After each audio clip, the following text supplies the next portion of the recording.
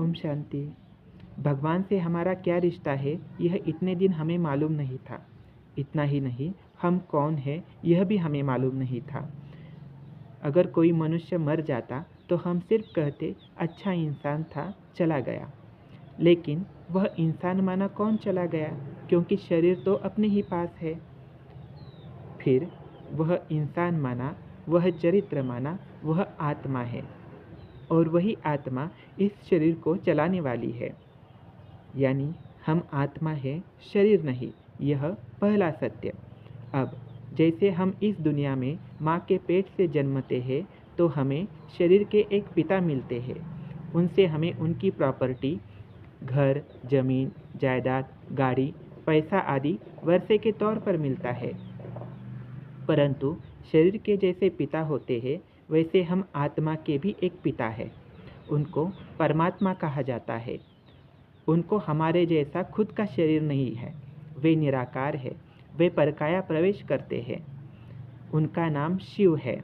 हमारी भारतीय संस्कृति में हम पिताश्री जी को आदरपूर्वक बुलाते हैं, इसलिए उन्हें हम प्यार से शिव बाबा कहते हैं।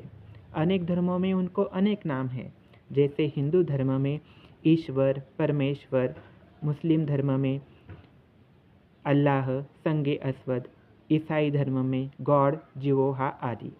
उनसे हम आत्मा को उनके पास जो प्रॉपर्टी है वह मिलती है।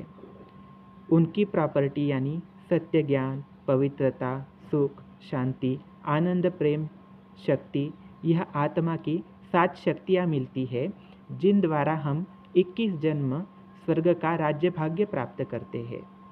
अब जैसे हम आत्मा को शरीर का वर्षा तभी मिलता है जब हम शरीर के पिता के पास उनके घर में जन्म लेते हैं, या फिर शरीर के पिता हमें गोद लेते हैं। वैसे ही आत्मा के पिता परमात्मा शिव बाबा भी, जिनको पहले बताया, उनको खुद का शरीर नहीं है। वे दादा लेखराज, जिन्हों के मन परिवर्तन के बाद उन्हें प्रजापिता ब्रह्मा नाम देकर उनके शरीर द्वारा हमें ज्ञान के साप्ताहिक कोर्स से गोद लेते हैं और हमारी ज्ञान एवं योग से पालना करते हैं। आत्मा की जो 7 शक्तियाँ हैं, वो जो उनके पास सदा ही है, वह देकर हमें 21 जन्म देवी देवता बनाकर स्वर्ग का राज्य भाग्य देते हैं। इस सब का सार क्या? आत्मा के और शरीर के ऐसे 2 पिता हमें हैं। शरीर के पिता हर जन्म में बदलते हैं और आत्मा के पिता एक ही है। इस ज्ञान के साप्ताहिक कोर्स के लिए ब्रह्मा कुमारी के कोई भी सेवा केंद्र पर आप सादर आमंत्रित हैं। ओम शांति।